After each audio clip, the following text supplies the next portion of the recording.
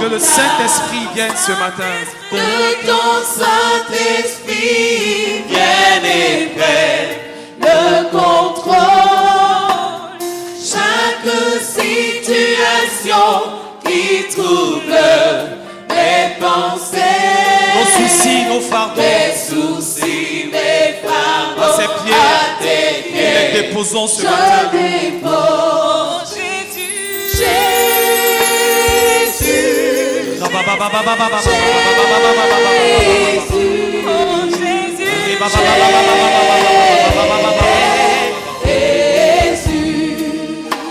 nous t'appelons Père,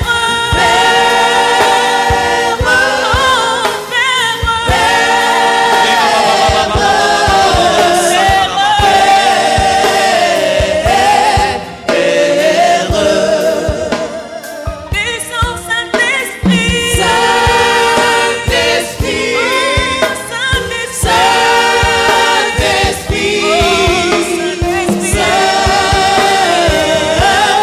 Saint-Esprit, oui Jésus, Alléluia.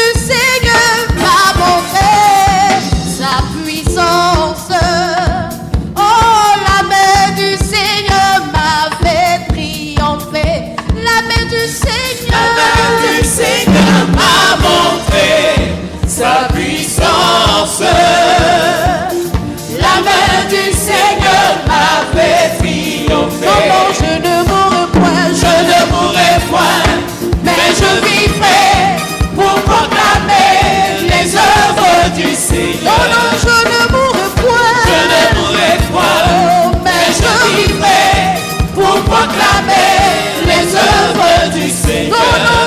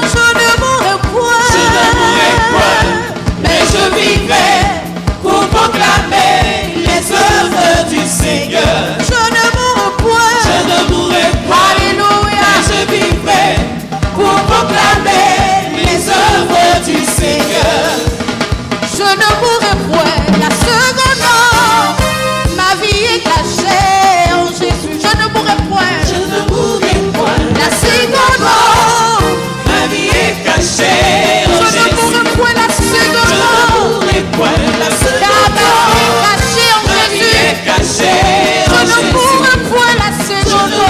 mourrai point la seconde mort. Ma vie est cachée en Jésus. La main du Seigneur, la main du Seigneur. Va montrer sa puissance. Oh, La main du Seigneur m'a fait triompher. la main du Seigneur. La main du Seigneur m'a montré sa puissance. La main du Seigneur m'a fait Je ne triompher. mourrai Je ne point. mourrai point, Oh, mais mais je vivrai pour proclamer les œuvres du non, Seigneur. non, je ne mourrai point. Je ne mourrai point, Alléluia. mais je vivrai pour proclamer les œuvres du Seigneur. Viens et vois. Alléluia. Viens voir les puissances du Seigneur, la puissance du Seigneur. Viens et vois. Eh, eh. Viens et vois. Viens et vois ce que Dieu a fait. Viens et vois ce que Dieu a fait. Viens et vois ce que Dieu a fait. Viens et vois ce que Dieu a fait. Alléluia. Wouh. Publia. Alléluia. Publia. Publiez ce que Dieu a fait. Publiez ce que Dieu a fait. Publiez ce que Dieu a fait. Publiez ce que Dieu a fait.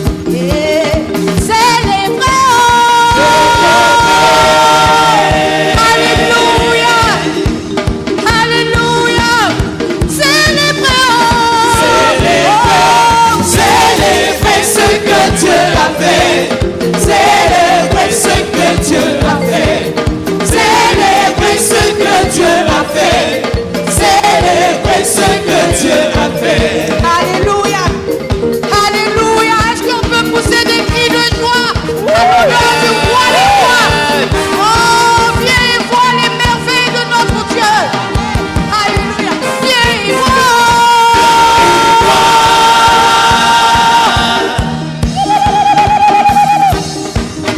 Viens et vois. Viens et vois ce que Dieu a fait. Viens et vois ce que Dieu a fait. Viens et vois ce que Dieu a fait. Viens et vois ce que Dieu a fait. Qui a le dernier mot? Jéhovah, le dernier mot. Qui a le dernier mot? Jéhovah a le dernier mot. Alléluia. Qui a le dernier mot? Jéhovah a le dernier Dis mot. ta vie. Qui a le dernier mot? Jéhovah a le dernier mot. Oh, qui a le dernier mot? Jéhovah a le dernier mot. Oh, qui a le dernier mot? Jéhovah a le dernier mot. Qui a le dernier mot? Jéhovah a le dernier mot. Qui a le dernier mot? Jéhovah a le dernier mot. Qui a le dernier mot? Jéhovah a le dernier mot. Il a changé ma vie entière. Il a changé ma vie entière. Il ouvre un chemin là où tout s'enfermait. Jéhovah a le dernier mot. Il a changé ma vie. Entière. Il a changé ma vie entière. Il ouvre un chemin là où tout s'enfermait. Jéhovah a le dernier mot. Qui a le dernier mot? Jéhovah a le dernier mot. Écoute cette parole. Alléluia. Tu es allé à l'hôpital et on a dit que la maladie que tu as là, elle est incurable. Alléluia. Il n'y a plus de solution. Mais je dis, qui a le dernier mot? Jéhovah a le dernier mot. Écoute cela. Écoute cette histoire. Les enfants d'Israël. Alléluia. C'est le Seigneur qui s'est révélé à eux. Devant cette mer. Alléluia. Oui, il n'y avait pas de solution. Mais Moïse a regardé à Dieu. Dieu dit, soulève le bâton. Alléluia. Qui a le dernier mot? Jéhovah a le dernier mot. Cette histoire encore, il y avait une femme qui perdait du sang pendant 12 ans. La Bible dit qu'elle a dépensé toutes ses finances. Alléluia. Mais elle a résolu en son cœur de toucher le pont de sa robe. Alléluia. Je dis, qui a le dernier mot? Jéhovah a le dernier mot. Oh, qui a le dernier mot? Jéhovah a le dernier mot. Il a changé ma vie entière. Il a changé ma vie entière. Il ouvre un chemin là où tout s'enfermait. Jéhovah a le dernier mot. Il a changé ma vie entière. Il a changé ma vie entière. Il ouvre un chemin là où tout s'enfermait. Jéhovah a le dernier mot. Alléluia. Est-ce qu'on peut l'acclamer? Alléluia. Alléluia. La Bible dit dans les cieux, les vieillards se prosternent pour reconnaître son autorité, pour reconnaître sa puissance, pour reconnaître sa grandeur, sa majesté. La terre, tout ce qu'elle renferme, sont l'ouvrage de ses mains. Il est digne de recevoir toute la gloire. Je veux que ce soit après lui seul que mon âme soupire. Que mon âme soupire après ce Dieu vivant. Non pas après les richesses de ce monde qui sont éphémères, passagères. Mais après ce Dieu de la vie. Alléluia.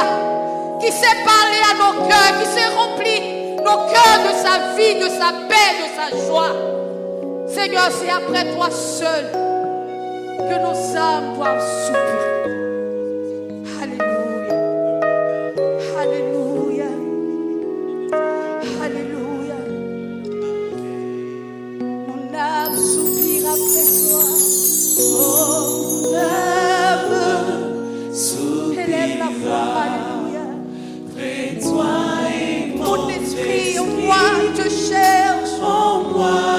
Alléluia. Te cherche. Toi seul le désir De mon cœur. de mon cœur et Je dis, je suis à toi que je t'appartiens. suis à toi. Mon âme, mon âme, souffrir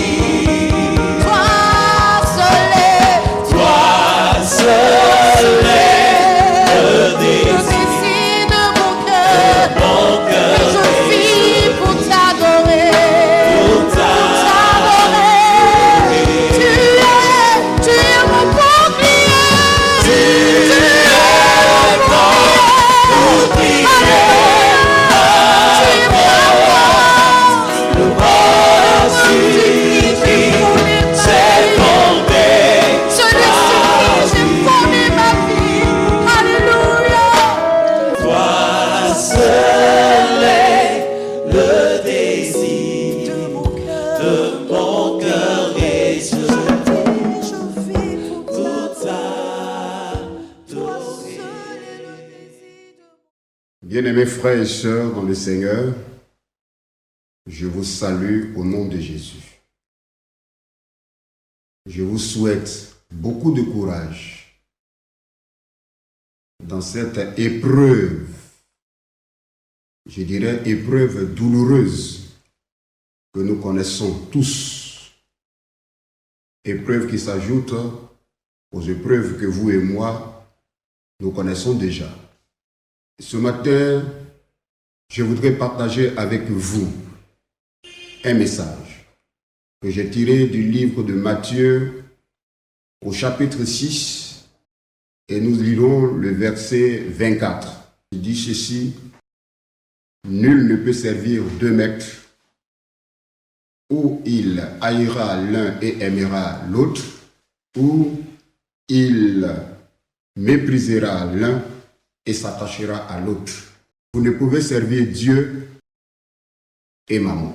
Voici un verset assez important sur lequel nous voulons échanger en quelques minutes. Jésus dit, nous ne pouvons servir deux maîtres. On ne peut pas servir Dieu et servir en même temps maman. Maman ici est personnifiée par le dieu argent. C'est un dieu babylonien, un dieu qu'on a appelé Mammon. Mammon donc qui signifie argent. Aujourd'hui, celui qui a l'argent pense qu'il a le pouvoir, donc il peut tout faire. Mais Jésus attire l'attention de chacun de nous sur le fait que nous ne pouvons pas servir Dieu et servir Mammon à la fois. Ainsi donc, nous voulons d'emblée dire qu'un maître, il a ses principes, il a ses exigences auxquelles les disciples sont appelés à se soumettre. Autrement dit, il pourrait les renvoyer paître. Le maître exige que les disciples soient soumis à ses principes. Voyez-vous, dans le livre de Marc, au chapitre 10, les disciples du Seigneur ont voulu connaître leur position auprès du Seigneur.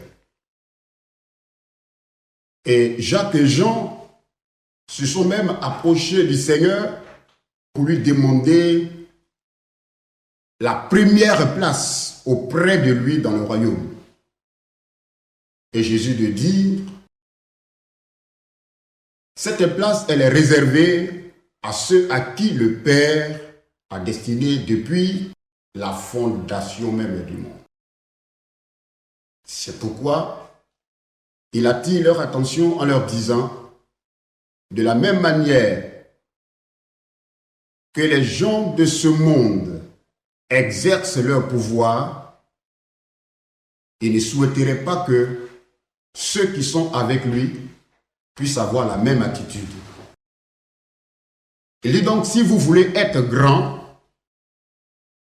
vous devez être serviteur des autres. Celui qui veut être grand, il doit servir les autres. À l'opposé, les maîtres de ce monde veulent forcément que ceux qui sont sous leur autorité puissent obligatoirement faire ce qu'ils veulent, mais en les écrasant, en les tyrannisant, en les dominant. En ce qui concerne les choses du royaume de Dieu, ce que le Seigneur demande aux uns et aux autres, c'est d'avoir une attitude de serviteur. Jésus lui-même, il est le serviteur par excellence. Il a donné l'exemple de celui qui est le bon berger. Le bon berger qui est venu pour donner sa vie pour ses brebis. Il est maître, mais il s'est fait serviteur afin de gagner plusieurs. Lui, le maître par excellence, il a été celui qui a donné sa vie pour que les brebis soient sauvées, pour que les brebis aient la vie abondante. À l'opposé de ce maître qui est Jésus, nous voyons le diable. La Bible le présente comme celui qui est venu et son objectif, c'est de détruire. de voler et d'égorger. La volonté du diable, c'est de détruire, voler et égorger. Voilà l'objectif que veut atteindre celui-là. Il a avec lui ses agents et ceux-là marchent aussi dans le même esprit que leur maître. Dominer, tyranniser, s'aimer la terreur, s'aimer le désordre, s'aimer la tristesse, s'aimer le désarroi, s'aimer la désolation dans les familles. C'est ça l'objectif du diable, de l'ennemi. Faire en sorte que les gens n'aient pas la paix. Faire en sorte que le projet de Dieu pour l'homme, ce projet échoue. Le projet de paix, le projet de bonheur, le projet de vie éternelle. Que les hommes se détournent de Dieu et fassent ce que lui, il veut. Si donc quelqu'un n'est pas prêt à se soumettre, alors il est prêt à s'aimer la terreur et le désarroi dans les différentes familles, les différents foyers. Nous sommes ce matin devant vous pour vous encourager de la part de Dieu. La Bible présente Jésus comme le bon berger, voire le bon maître, qui a dit dans le livre de Jean au chapitre 14 que votre cœur ne se trouble point. Croyez en Dieu et croyez en moi. La volonté du Seigneur, c'est que les hommes soient en paix. Mais la volonté du diable, c'est que les hommes soient troublés. Le trouble n'est pas un projet que Dieu formule pour ses enfants. La Bible dit que Dieu a formé un projet de paix et de bonheur pour nous donner de l'assurance, pour nous donner le bonheur. Quiconque accepte de marcher avec le maître par excellence, à savoir Jésus, entre dans le projet de Dieu, celui de la paix et du bonheur. Et c'est cela que nous voulons partager avec vous. Vous dire qu'en ce moment où le monde entier est perturbé, où nous n'avons pas l'occasion de nous retrouver dans les temples, dans les églises, pour célébrer Dieu ensemble, c'est l'occasion de dire à chacun de vous que votre cœur ne se trouble point, que votre âme ne se trouble point. Les lions de la tribu de Juda a vaincu pour que nous soyons, nous aussi, plus que vainqueurs. Que votre cœur ne se trouble point. Le passage que nous avons lu dit, nous ne pouvons pas servir deux maîtres à la fois. Mais avant que le Seigneur le dise, les versets qui ont précédé, Jésus révèle que ne pensez pas que vous serez exaucés parce que vous allez multiplier beaucoup de paroles.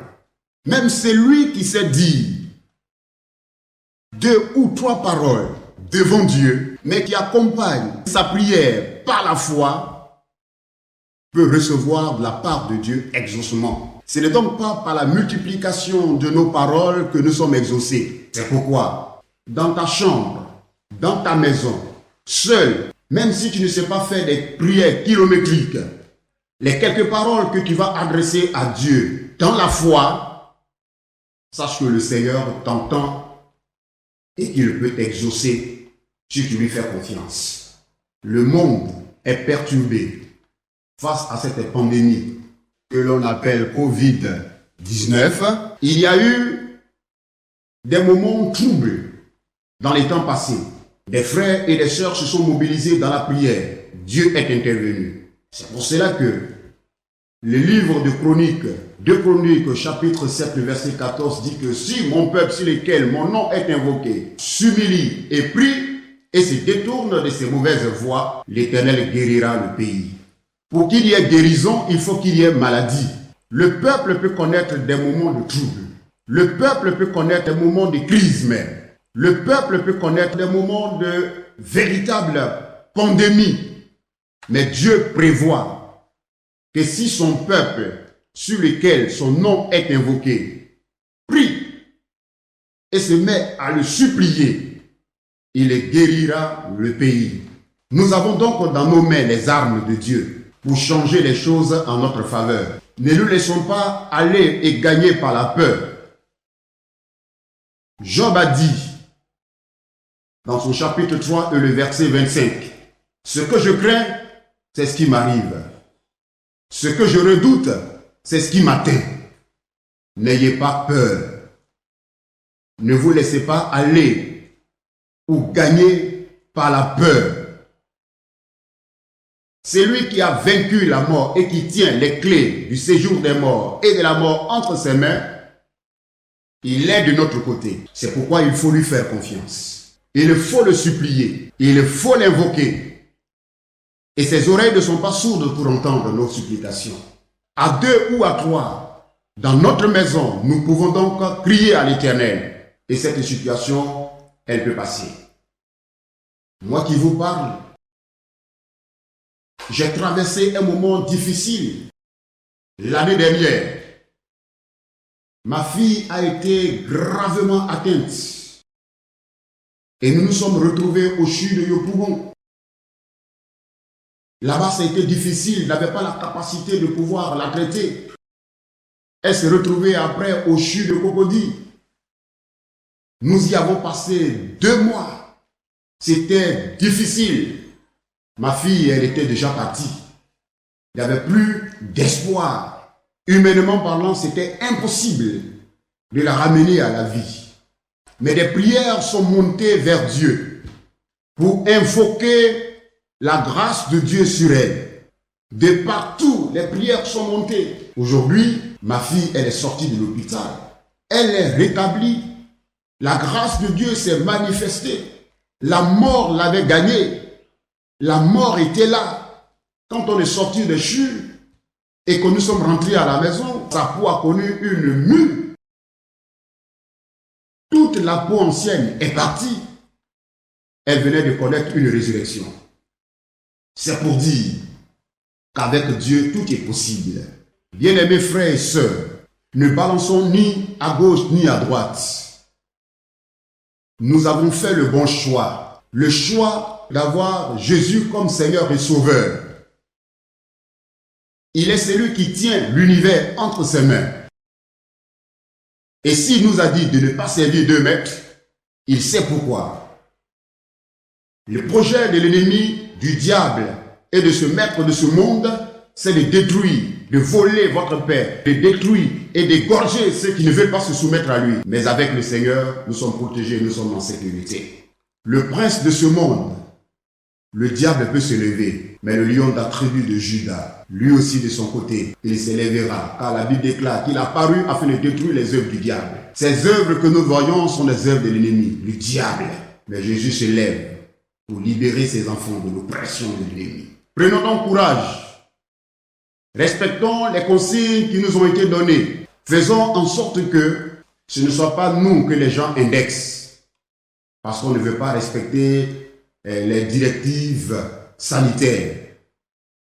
Faisons ce que nous pouvons faire et laissons le Seigneur agir de son côté. Que la grâce et la paix de Dieu soient avec chacun de nous. Que Dieu vous garde, qu'il soutienne votre foi.